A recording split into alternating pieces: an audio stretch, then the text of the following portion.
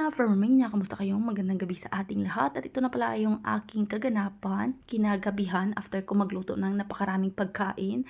Mag-a-assemble kami ng Yana ng aming braduts or yung aming Christmas tree. Dumating na kasi, matagal-tagal na namin itong in-order.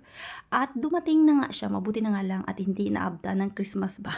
Meron na kaming i-assemble ng Yana. Wala pala dito yung aking asawa kasi meron silang banding. Kasama yung kanyang mga kaopisina pero no worries kasi puro naman sila mga lalaki. Kag ginapasugtuan ko ina ang akon nga bana. Kasi nakakapagod din kung puro trabaho lang yung iniisip ng aking asawa. Kailangan niya rin na maglibang-libang kasama yung kanyang mga kaopisina. Medyo may kahirapan pala yung pag-assemble nitong aming Christmas tree pero carry lang kasi kasama ko naman yung aking makulit na Yana. Hindi ko talaga inisip yung aming Christmas tree na nag-order pala ako nito na may paganyan style o may paputi siya. Kasi nagkanda hulog-hulog talaga siya sa sahig. Mabuti na nga lang is hindi pinupulot ng aking Yana at hindi niya nilalagay sa kanyang bunganga. Pero very attentive naman itong aking Yana kasi sinasabihan ko siya na wag niyang kunin kasi basura. So alam niya na talaga yan kung ano yung pagkain tsaka yung hindi. Bali yung taas pala nitong aming Christmas tree is nasa 100 meter or centimeter kung hindi ako nagkakamali.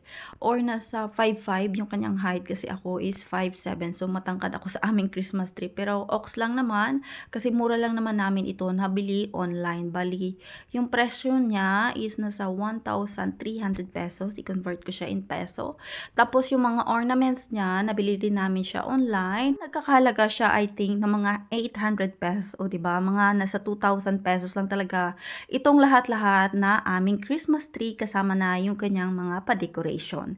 Itong Christmas tree plan namin kapag pumunta ka sa physical store dito sa amin, yung kanyang presyo is umaabot siya ng 5,000 pesos. O diba? Napakamahal. Like kapag nasa online ka bumili, matagal nga lang siya pero napakamura na kanyang presyuhan. At dahil nga nandito lang kami sa aming bahay, so yung magiging theme dito ng aming Christmas tree is gold. Alam niyo naman 'di ba na mahilig talaga ako sa aur or sa gold. So ito yung magiging ornaments or magiging theme ngayong 2025 ng aming Christmas tree.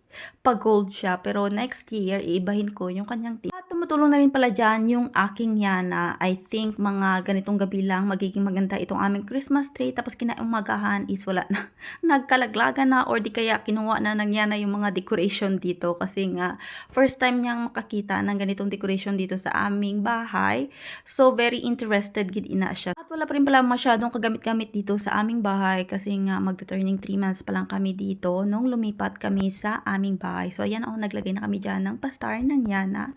At yung aking makulit na Yana pumunta dyan sa aking cellphone. Oh. Tapos natumba pa yan. Tapos pinatindog niya ba. At yan nga sumayaw na kami ng Yana kasi tapos na yung aming Christmas tree. Tingnan niyo naman 'di ba? Gold ang aming theme ngayong taon. Napaka-pretty, napaka-simple, and elegant for us. At dahil nga napagod yung Yana, umupo muna siya dyan sa kanyang trono. At may pasayaw-sayaw muna kami dito ng Yana bago matapos itong vlog.